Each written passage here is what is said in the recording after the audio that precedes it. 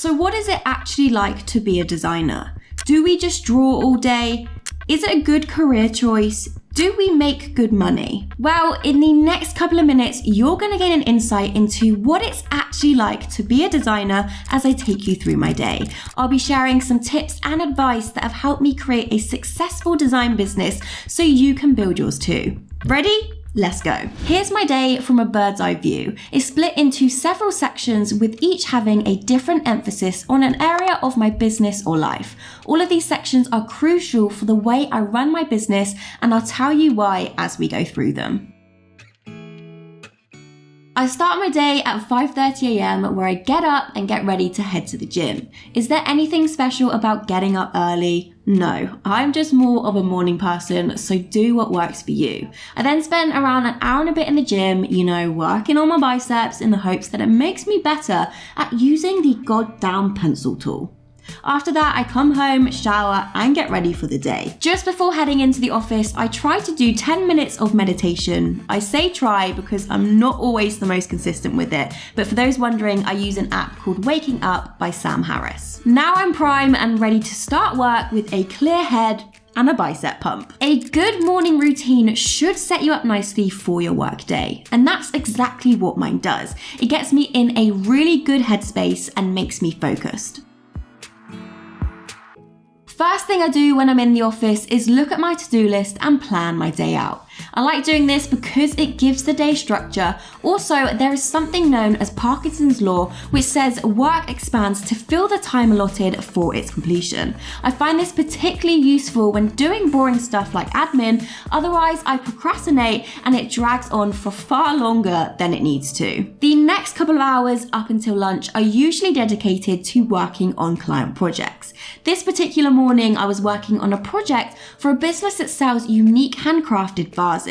I was at the design stage of the project and was creating the logo suite. The style and direction for this project is boho, so I was trying to create something that gives off that earthy and natural feel to match the handmade look of the vases. So for those wondering, I normally take on 2 client projects a month, one at the start and one midway through, just so they are staggered.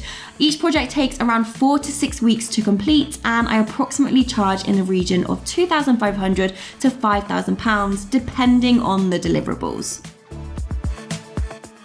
I normally take an hour for lunch, which requires me to take that short trip from my office to the kitchen.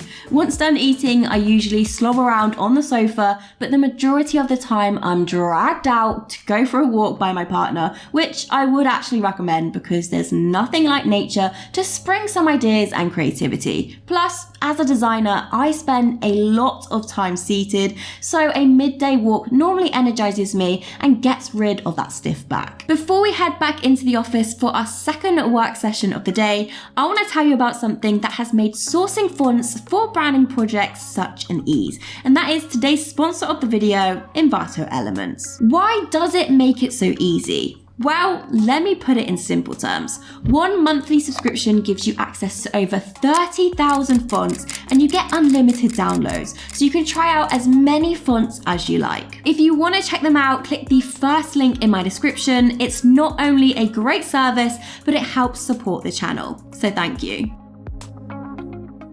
Now, I'm back in the office and it's time to focus on content creation and dedicating some time to working on the business instead of just within it. I feel like this is something a lot of business owners neglect. They get so caught up in the day-to-day things like client work that they never set time aside to actually work on improving their business. This time could be used to grow the business. For me, that involves creating content for Instagram or YouTube, or it could be spent streamlining and working on systems to organize everything. This helps massively with time management and stress reduction. For this, I use a system that I created in Notion, and I think it's crucial to have a system in place, especially if you're a one-person business like myself. The majority of this afternoon was spent filming a section of an upcoming YouTube video and designing a post for my Instagram. If you need clients, social media is your best friend. It's simple. Provide value in the form of informational content,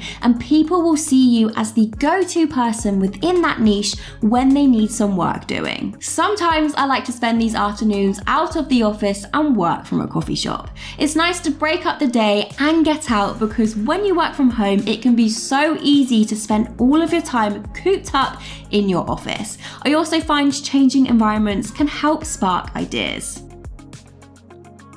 As the clock hits 5, I log off for the day and spend some time unwinding and relaxing. Being honest, 90% of that time means watching Netflix. Currently rewatching How to Get Away with Murder, if anyone's interested.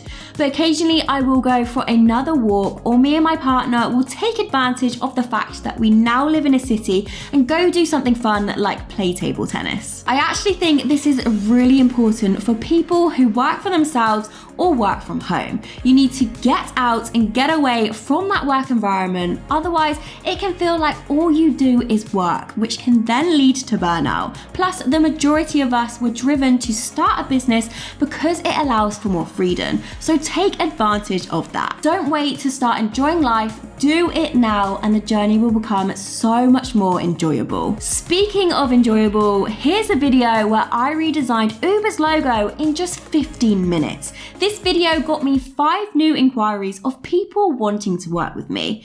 Go and watch to find out why.